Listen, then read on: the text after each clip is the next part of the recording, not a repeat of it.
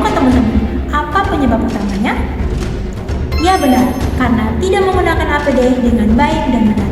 Padahal APD penting untuk melindungi diri kita selama bekerja di laboratorium.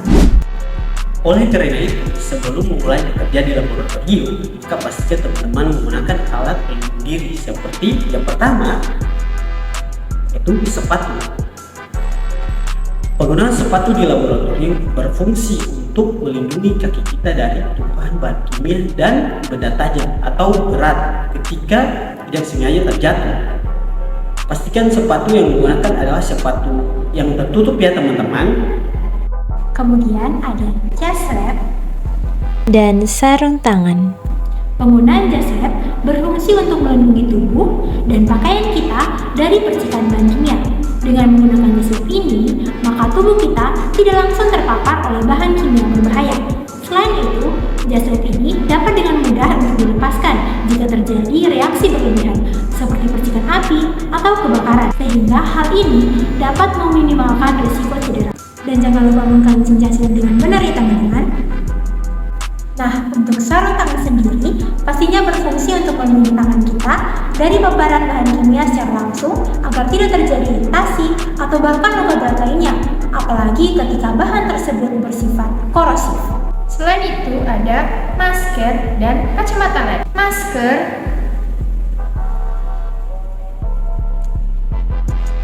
digunakan saat bekerja di lab karena berfungsi melindungi saluran pernapasan kita dari bahan kimia yang dapat menyebabkan iritasi bahkan sesak napas. Dan kacamata lab